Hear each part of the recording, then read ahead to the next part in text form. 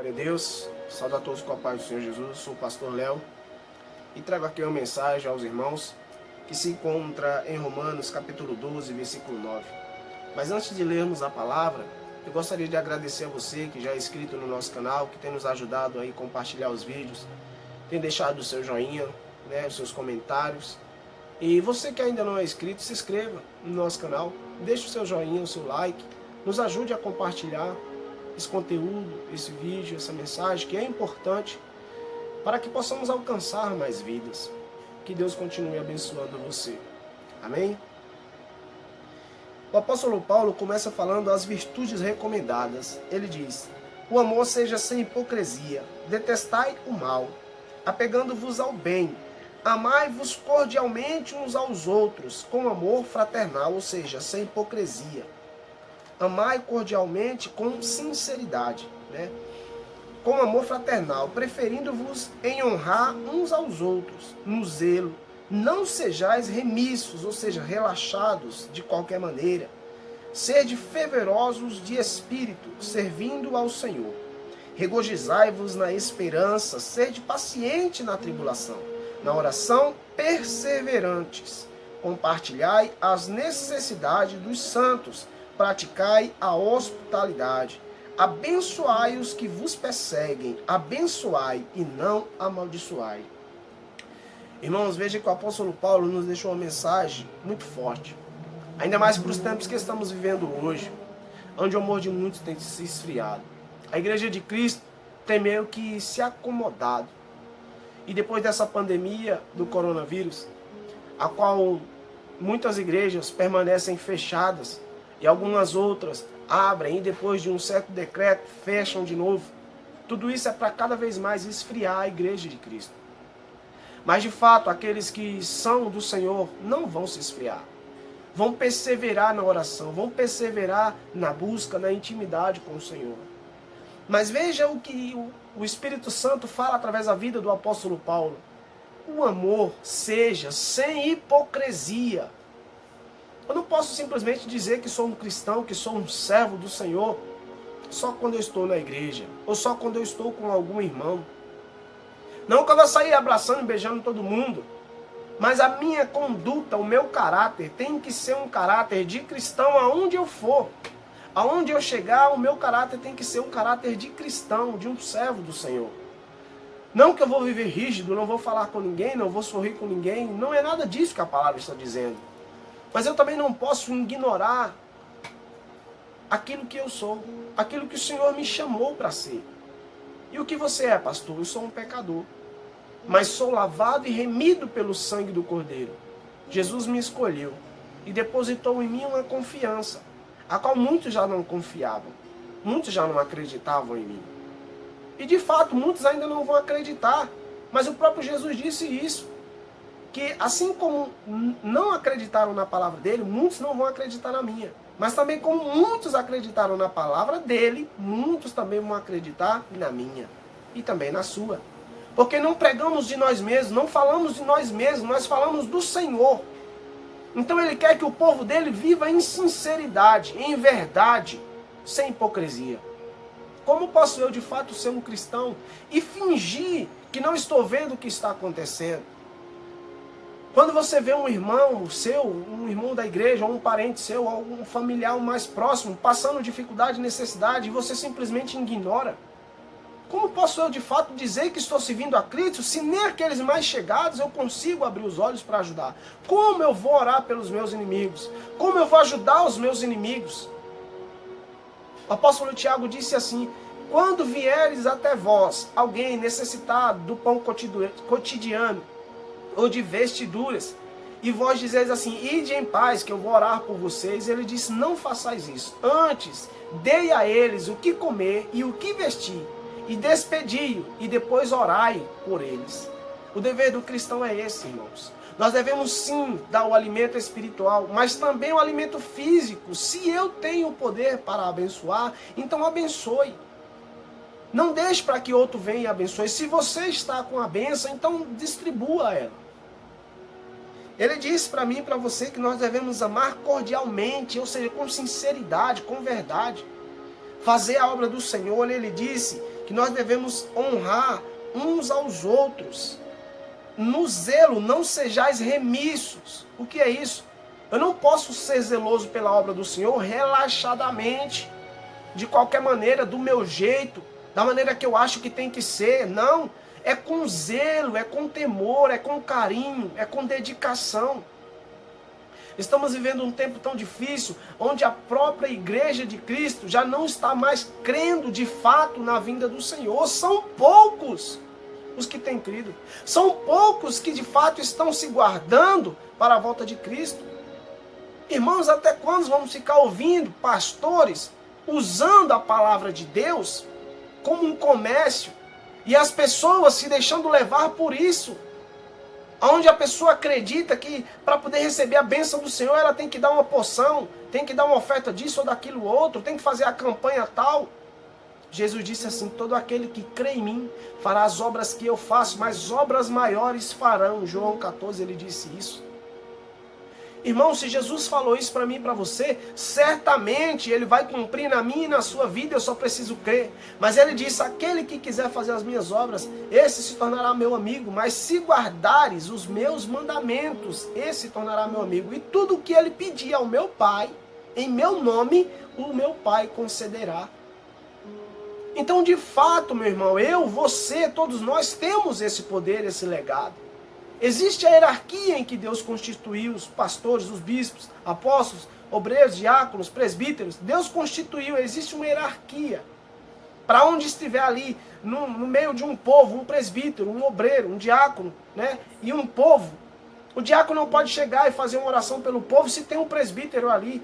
Ou o presbítero não pode chegar se tem um pastor.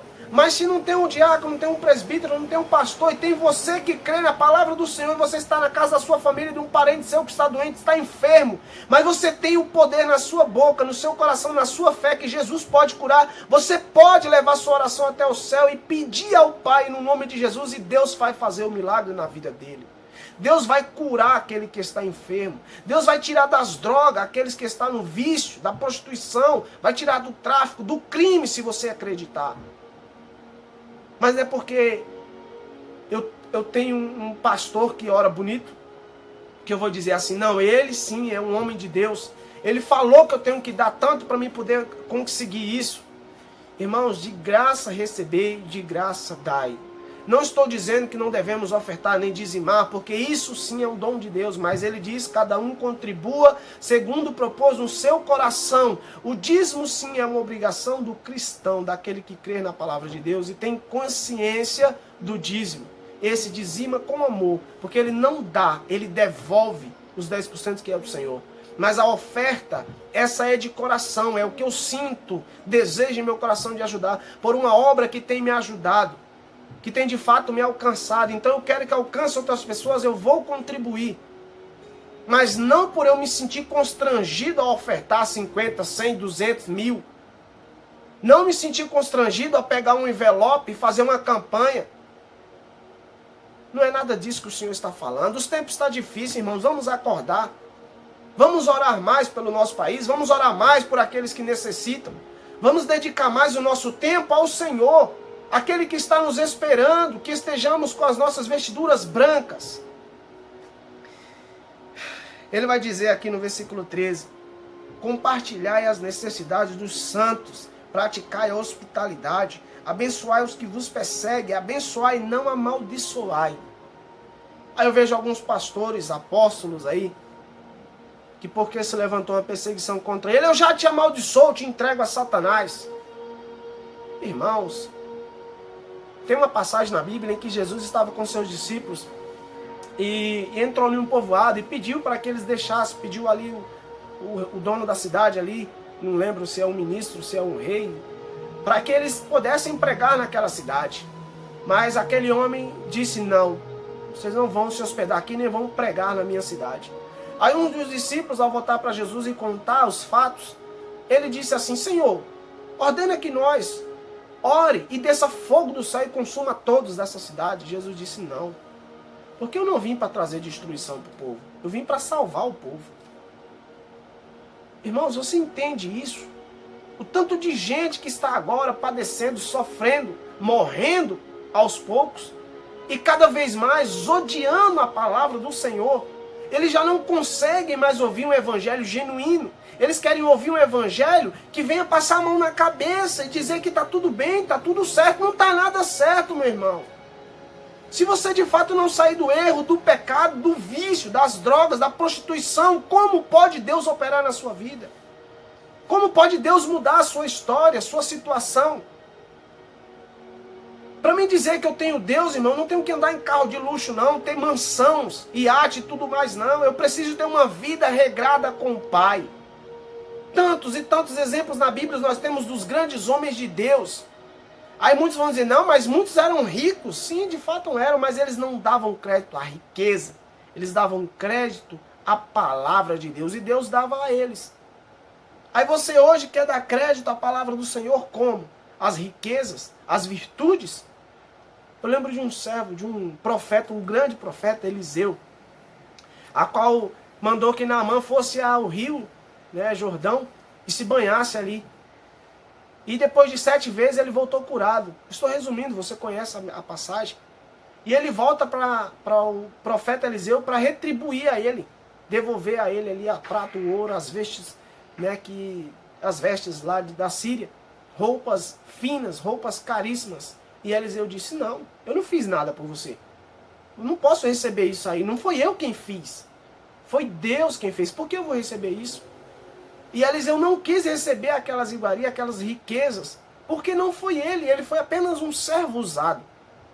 Mas o seu servo Geazi, cheio de ganância, cheio de avareza, depois deles terem ido embora, ele corre atrás dele e diz, olha, não, meu servo, meu senhor, ele mandou pegar tudo isso de volta, ele quer.